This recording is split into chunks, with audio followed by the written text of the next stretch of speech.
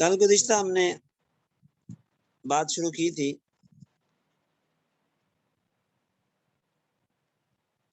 نصریاتی جنگ کے ذرائع اور وسائل پر، اور اسے میں نے عرض کیا تھا کہ جو ان کے وسائل اور ذرائع ان میں سے سب سے پہلا ذریعہ اور وسیلہ ہے تعلیم۔ تعلیم چونکہ کسی بھی قوم کی ترقی کی بنیاد ہوتی ہے، اور جس قوم کا نظام تعلیم قومی تقاضوں کے مطابق ہوتا ہے وہ ترقی کرتی ہے، اور جس قوم کا نظام تعلیم غیروں کا ترتیب دیا ہو اور اس میں قومی روح نہ ہو تو ظاہر ہے غیروں کے تابع ہوگی۔ ہمارے ساتھ ایسا ہی ہوا، مغرب نے ہمارے تعلیمی نظام پر قبضہ کیا اور اس کی روح کو نکالتے ہیں۔ عربی فارسی میں پڑھائے جانے والے دینی اصلی علوم ان کو دفن کر کے لارڈ مکالے کا نظام رائج کیا گیا اور وہی نظام ہم پہ مسلط۔ اسلام میں نظام تعلیم کی بنیاد وحی پہ ہے، اور اس میں فکر آخرت کو فکر دنیا پہ ترجیح دی جاتی ہے، اور جو علوم آخرت میں فائدہ دینے والے ہوں ان کو فوقیت دی جاتی ہے ان علوم پر جو صرف دنیا میں فائدہ دیتے ہیں۔ یہ وجہ ہے کہ اسلامی مملکت میں قرآن حدیث اور فقہ کے ماہرین کا مقام بلند ہوتا ہے۔ لیکن یہاں ہمارے ہاں جو نظام تعلیم رائج کیا گیا اس میں ترجیح دنیاوی علوم کو دی گئی، ان علوم کو جن کا فائدہ دنیا میں، اور یہ نظام تعلیم اس کا نصاب آخرت کی فکر وہی بے یقین سے خالی ہے، اور اس میں انہی علوم و فنون کی قدر و قیمت ہے جو دنیاوی مفادات اور خدمات اور سہولیات اور لذتوں کے اعتبار سے زیادہ زیادہ مسخر کر سکیں ان چیزوں کو ہمارے لیے۔ تو اس وجہ سے نظام تعلیم کے اثرات سے بے دین ذہن تیار ہو رہے ہیں،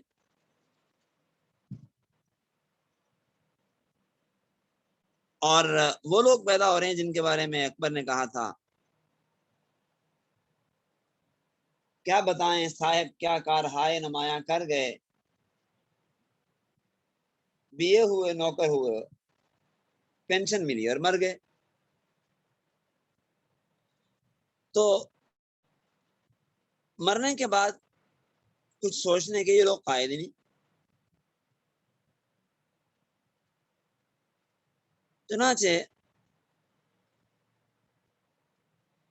انہوں نے اس سلسلے میں نظام تعلیم میں کچھ اہم تبدیلیاں رونما کی تاکہ نظام تعلیم ہمارے ہاتھ میں اور ہم اسے اپنے مطابق چلا سکیں۔ تو تدریسی زبان ہر قوم کی اپنی ہونی چاہیے، اور اس کی وجہ یہ ہے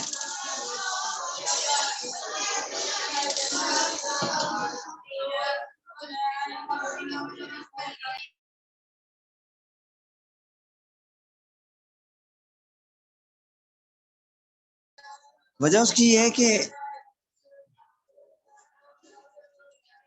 نظام تعلیم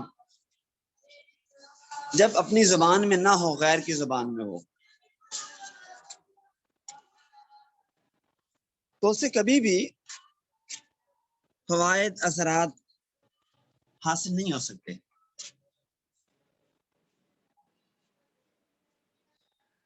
مثال کے طور پہ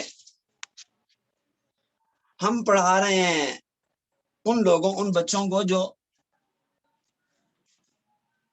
اردو سمجھتے ہیں، اردو بولتے ہیں، لیکن میں ان بچوں کو اردو میں نہیں پڑھاتا، انگلش میں پڑھاتا ہوں، عربی میں پڑھاتا ہوں۔ تو سب سے پہلے تو ان بچوں کے لیے سب سے بڑا مسئلہ یہ ہوگا کہ انگلش سیکھی جائے۔ اب ظاہر بات ہے کہ انگلش سیکھنے میں ان کی زندگی کا قیمتی وقت ضائع ہو جائے گا. پھر انگلش میں جتنی بھی مہارت حاصل کر لیں وہ تفہیم حاصل نہیں کر سکتے جو ان کو اردو زبان میں حاصل ہو سکتی ہے. ظاہر بات ہے کہ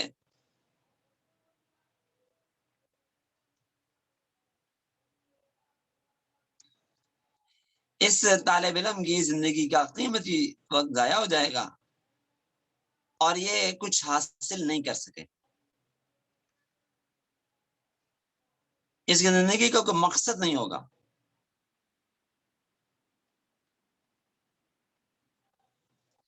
اس کی زندگی کا مقصد حاصل نہیں ہو سکے گا اور یہ اپنے علم و ادب کے خزانوں سے محروم ہو جائے گا. چنانچہ مسلم ممالک میں کہیں انگلش، کہیں جرمن، کہیں ڈچ، کہیں فرینچ زبانوں کو رواج دیا گیا اور ان زبانوں میں تعلیم کو لازم قرار دیا گیا. پھر دوسرے نمبر پر مسلم دنیا میں بہت سے ملکوں میں رائج رسم الخط کو تبدیل کر دیا گیا. مثلا ترکی میں عربی رسم الخط تھا، اس کو بدل کے لاطینی رسم الخط وہاں پہ لاگو کیا گیا.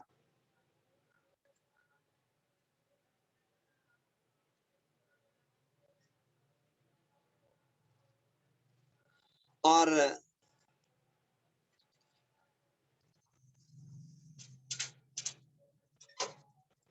اسی طرح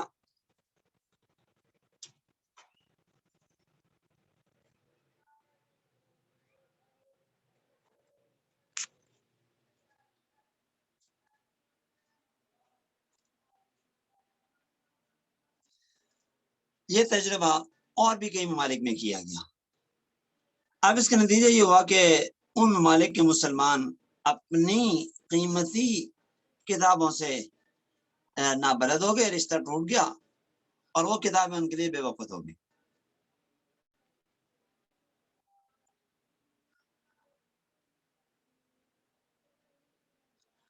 اب جو انگلش کا معاملہ ہے تو ہمارے ملک میں بھی دیکھ لیجئے گا.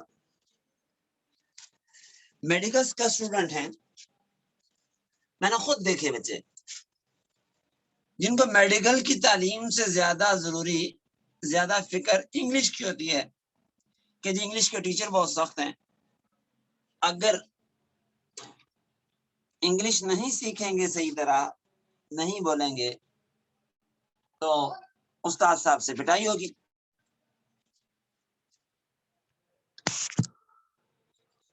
تو وہ بچے انگلش پہ اس لیے زیادہ دور دے رہے ہیں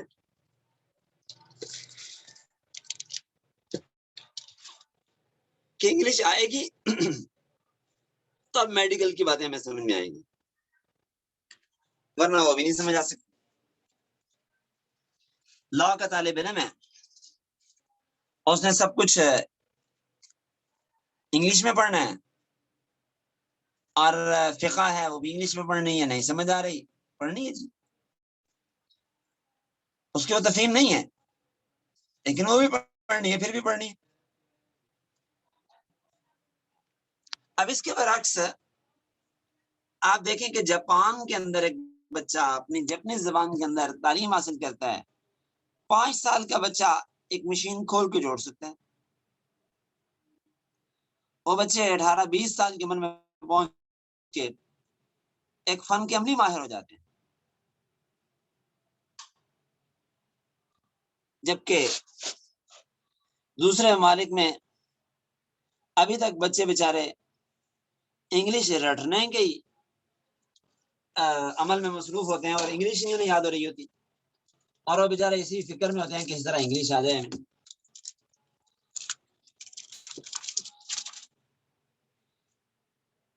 اور پھر یہ بچے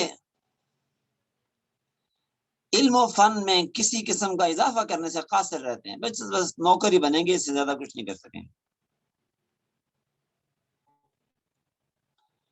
پھر اس نظام تعلیم میں یہ کیا گیا کہ دین کا احترام ختم کر دیا گیا۔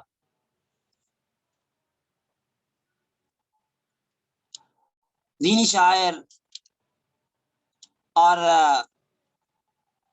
شرعی احکام، اسلامی معاشرت، ان کو مذاق کا نشانہ بنایا گیا۔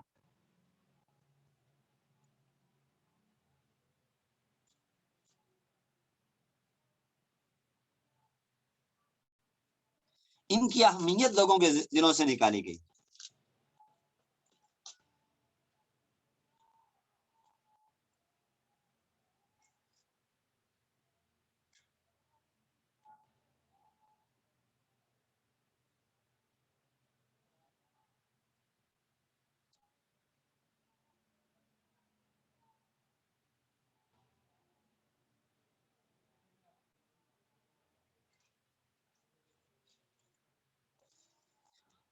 اور پھر اسی طرح لادینیت پر مبنی مواد اس نصاب میں شامل کیا گیا،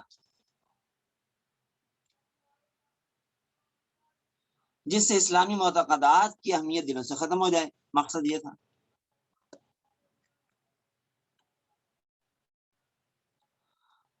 اور لادینیت پر مبنی لٹریچر اور تعلیمات کی حوصلہ افزائی کی گئی۔ علماء دین، طلباء دین کی تحقیر، اس کو شیوا بنایا گیا، اور وہ کوئی موقع ہاتھ سے نہیں جانے دیتے جس میں وہ یہ کام نہ کرتے ہوں۔ اس سلسلے میں میں اپنا ایک واقعہ سنایا کرتا ہوں۔ ہمارے محلے میں ایک بچہ تھا، کافی پرانی بات ہے، وہ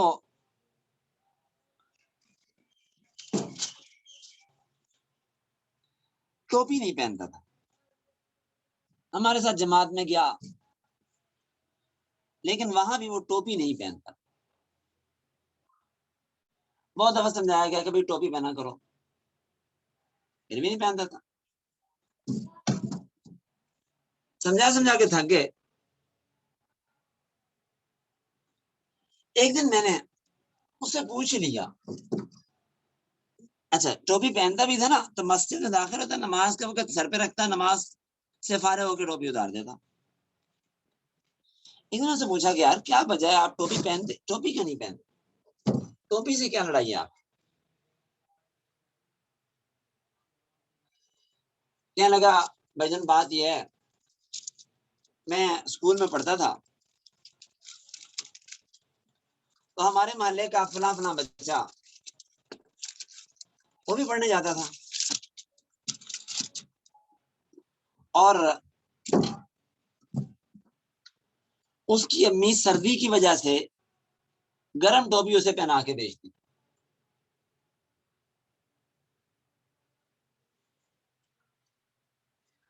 تو ہمارے ایک ٹیچر تھے، انہوں نے اسے سمجھایا کہ بیٹا ٹوپی نہ پہنا کرو۔ ظاہر ہے وہ خود تو پہنتا نہیں تھا، اس کی ماں پہنا کے بھیجتی تھی۔ اگلے دن ماں نے پھر ٹوپی پہنا کے بھیج دی، استاد نے کہا کہ ٹوپی نہیں پہن کے آنے کا۔ تیسرے دن پھر اس نے ٹوپی پہن کے آ گئی۔ تو اب استاد صاحب نے اسے بہت سختی سے ڈانٹا اور بہت برا بلا کہا، بہت برا بلا۔ کس کو؟ مولویوں کو، علماء کو، ٹوپی والوں کو بہت گالیاں دی۔ ٹوپی والے ایسے، ٹوپی والے ایسے، ٹوپی والے ایسے، بہت برا بلا کہا۔ کہتے ہیں کہ اس دن سے میرے دل میں ٹوپی کے بارے میں نفرت سی بیٹھ گئی ہے، اور ٹوپی والوں کے بارے میں ایک نفرت بیٹھ گئی ہے، اور مجھے شرم آتی ہے کہ میں ٹوپی پہنوں گا تو لوگ مجھے کیا کہیں گے۔ اچھا یہ وہی ہے۔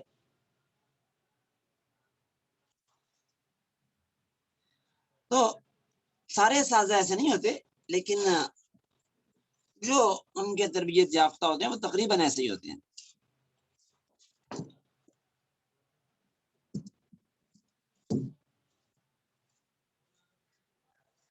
چنانچہ ایسے ہی اساتذہ کا باقاعدہ طور پہ انتخاب کیا جاتا ہے جو ان کے مکروہ عزائم کی تعمیل میں معاون ثابت ہوتے ہیں اور انہیں ترقی دی جاتی ہے، ترجیح دی جاتی ہے ایسے لوگوں کو جن کا دین اسلام سے اور دینی تعلیمات سے کوئی تعلق ہی نہ ہو، اور اس کے برعکس وہ اساتذہ جن کا ایک دینی ذوق ہو انہیں پیچھے کیا جاتا ہے۔ پھر کو ایجوکیشن، مخلوط تعلیم، آپ دیکھیں کہ کس قدر بڑھتی چلی جا رہی ہے، جس سے درجنوں مسائل پیدا ہوتے ہیں۔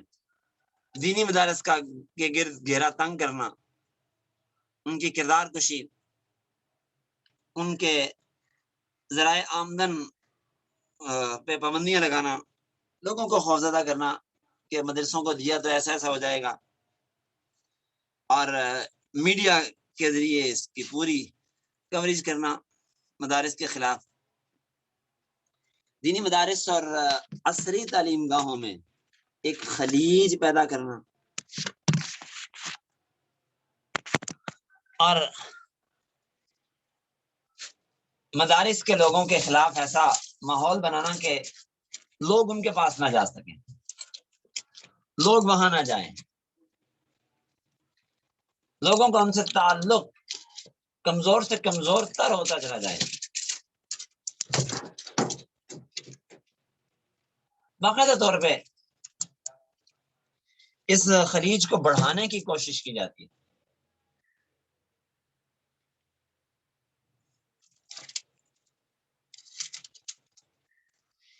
اسی طرح اس نئے نصاب تعلیم کی کچھ خصوصیات بھی ہیں کہ ان کو پڑھنے والے وہ چند باتوں کا ذہن بنا بیٹھتے ہیں، ان کا ذہن بنایا جاتا ہے،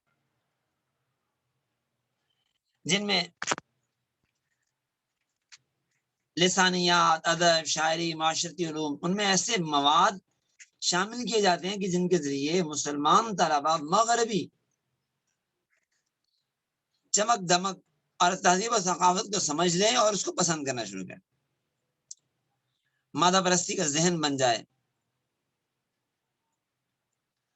اور ہر چیز کی بنیاد مادہ ہو، خالق کا تصور ان کے ذہنوں میں ابھرنے نہ پائے۔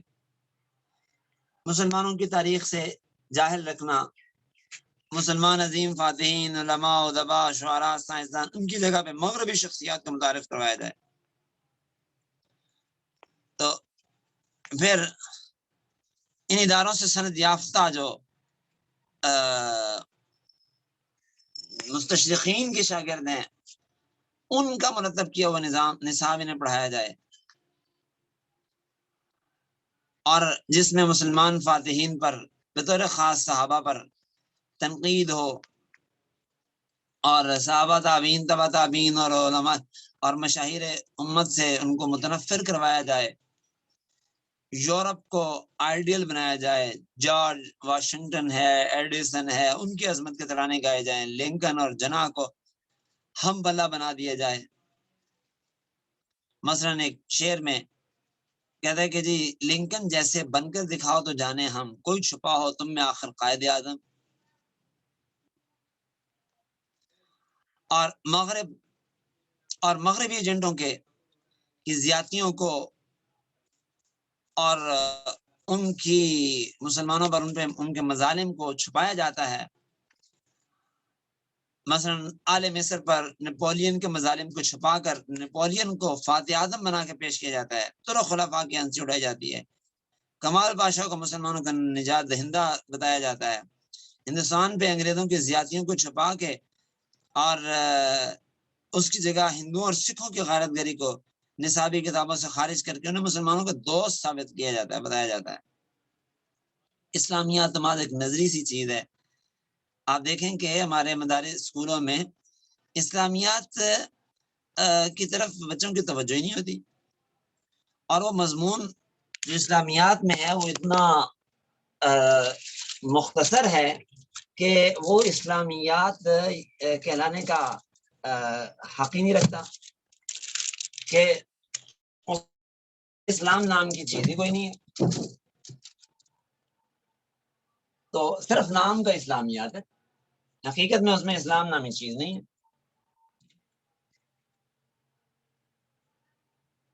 اور پھر جو دلچسپی ہوتی ہے پڑھانے والوں کی اور پڑھنے والوں کی اور اسکول کالج والوں کی، وہ بھی سب کو معلوم ہے، سب کے سامنے بچے بھی اس بات کو سمجھتے ہیں، اور وہ اسلامیات کی تیاری صرف پیپر والی رات کو کرتے ہیں، اس سے پہلے نہیں کرتے، کیونکہ انہیں پتہ ہے کہ اس میں تو ہم نے پاس ہی ہو جانا ہے، اس میں تو ہمیں فیل کیا جانا ہی نہیں ہے۔